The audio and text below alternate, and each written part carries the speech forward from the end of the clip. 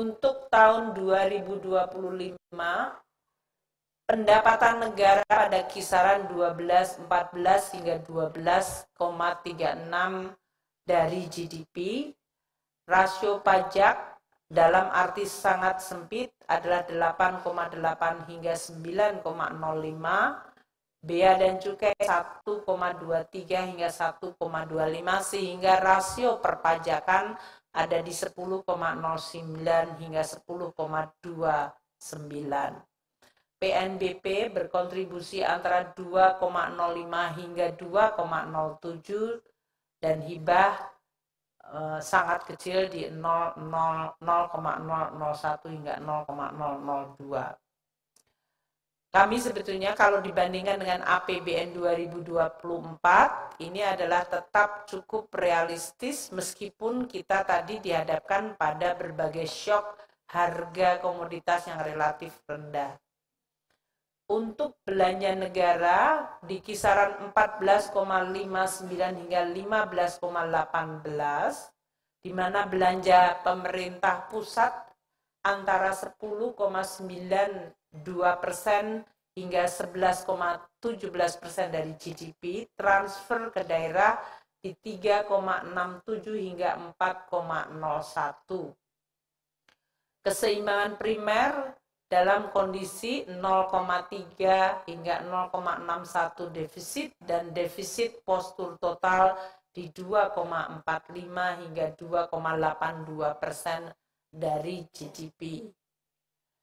Kalau kita lihat di dalam tabel ini, yang mungkin Bapak dan Ibu sekalian tiba-tiba lihat ada tambahan kolom, ini untuk memberikan perspektif, karena tadi hanya disebutkan 2023 adalah realisasi unaudited yang sekarang sedang dan telah hampir selesai diaudit oleh BPK.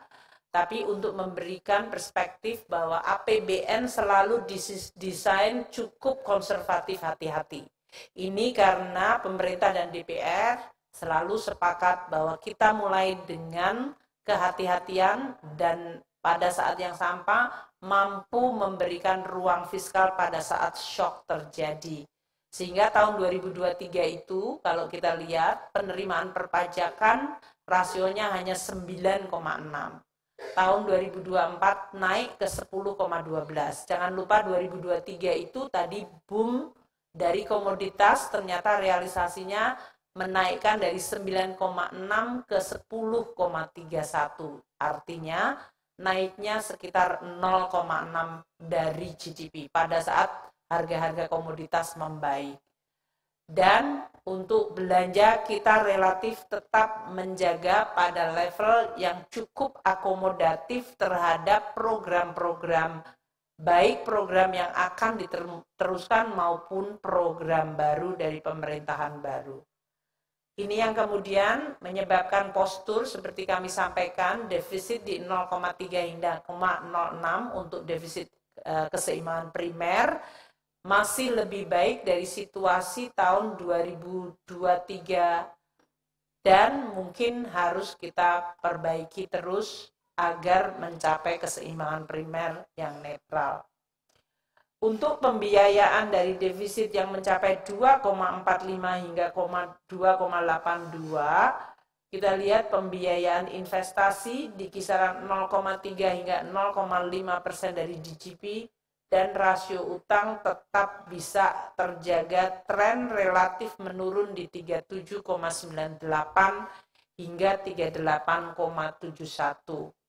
Demikian pimpinan dan anggota Komisi Badan Anggaran yang kami hormati, presentasi KEM PPKF seperti yang telah kami sampaikan pada sidang paripurna dan tadi juga dalam merespons pandangan-pandangan fraksi.